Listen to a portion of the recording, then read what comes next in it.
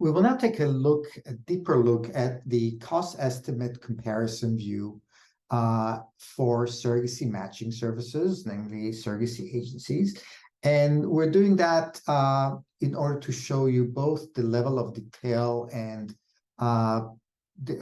planning that went into compiling this cost estimates and cost comparison, as well as showing you how to better take advantage of what we call the scenario modifier. So as we mentioned before, in order to compile cost estimates from a range of providers that have very different cost structure, typically, we had to come up with universal categories that, after long communication with the providers and research, we discovered would be able to capture all the various line items. But also, we had to make several simplifying assumptions.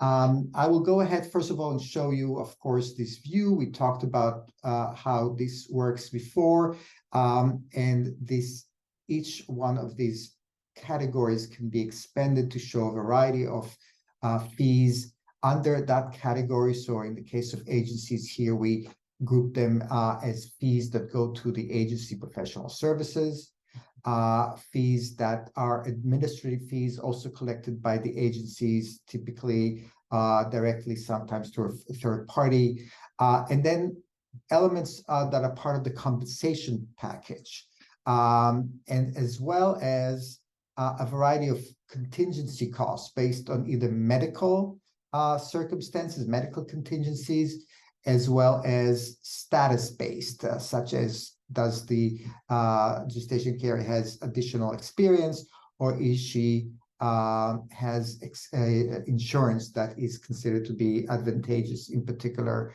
for surrogacy. So all of these different cost items are collected from the providers directly. However, we asked them in more details about these. Some of those we collect more than one number for a line item, and we also collect, for instance, when it comes to compensation package, we collect the monthly allowance that they are typically offering their gestational carriers, but we also ask them, when does the monthly allowance start and when does it end? And we then calculate the total monthly allowance such that it takes into consideration the scenario which we assume as the basic assumption, and which could be, in the case of an agency that starts the compensation very early, such as at the signing of the contract, and ends the monthly allowances a month and a half, let's say, after birth. It would then multiply the monthly allowance over more months than an agency that perhaps only starts the allowance at pregnancy confirmation and maybe ends it only a couple of weeks after pregnancy end. But once again, these assumptions that we made up front are somewhat realistic to some extent, but also limited to a set of circumstances. And this line here, the red line, which says journey surrogacy, journey scenario modifier, is where you can now go beyond those simplistic assumptions that we made, or simplified assumptions we made. We have a little reminder here explaining that what you're seeing here, what it is for, what it is not. We covered those assumptions and the limited ability to derive directly from it an actual budget, those elements that are missing. Of course, the other service providers that are not included in this particular view. There's even a link here that allows you to go to that cost guidance again, such that you are able to get reminded of that.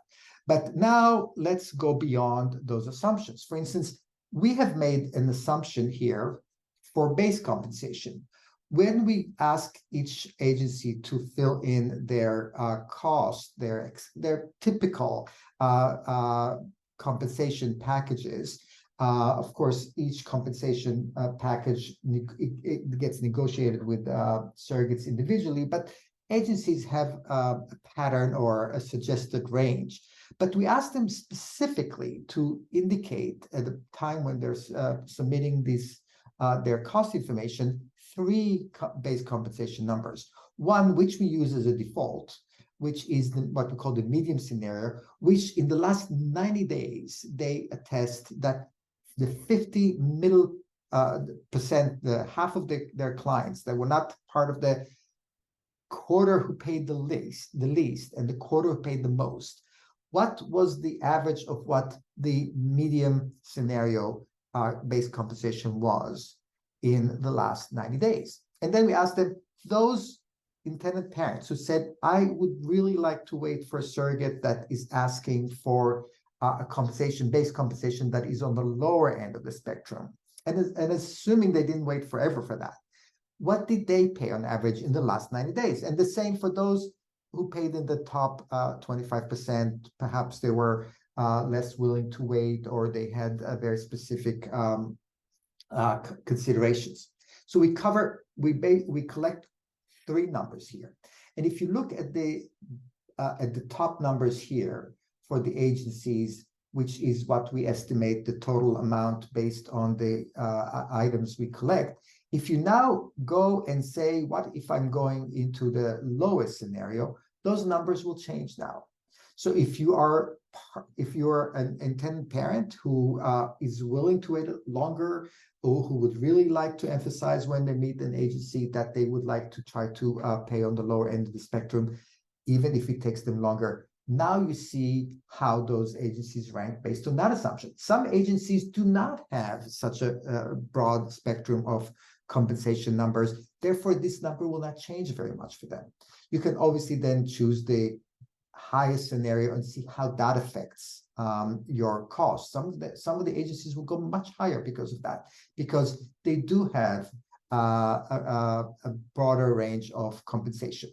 I'm going to go back to the medium scenario here and now talk to you about the twin scenario. We made an assumption before that this is a single embryo transfer. But what if you want to see how would your estimated cost be affected if you ask to be matched with a surrogate that's willing to carry twins? We will not calculate here medical costs. This is still the agency compensation scenario. However, we said that there would be status-based compensation and even more important, medical contingency. So for twins, there would be a additional compensation that surrogates will be typically offered if they end up carrying more than one embryo. So rather than try to estimate it to add it up by yourself, you can just quickly click on this toggle and see the twin scenario, and now see the total amounts up here as they are affected by that change of choice, basically, because this is still a matter of your choice. Now, when we go to chance, we've made assumptions here as well. We know, after having consulted with a range of physicians and across various areas and levels of experience, we asked them what are the typical scenarios, and we came up with three medical outcome scenarios. One which we consider to be a very likely one, because according to their estimates, 65% of people would fall under this more optimistic scenario, namely a successful pregnancy following only one IVF cycle. So this is the one we included as a default. But then we asked them to account for two additional scenarios, which they estimated as being as usually experienced by 25% people, which is the medical middle scenario, and 15%, which end up falling, unfortunately, at the higher range of unfortunate outcomes or unfortunate circumstances. So you can see, you can read the assumptions we made, but given that we've collected a range of different cost elements here, including compensation, items such as what happens if you have an invasive procedure, if you have a C-section, etc., as well as accounting for the fact that you will be paying the monthly allowance longer in some of those scenarios, you can now say, let me find out if I have the most pessimistic scenario. I don't know whether, this is not something I have under my control, and see how that affects the outcomes. Once again, it will not affect the outcomes the same across the board.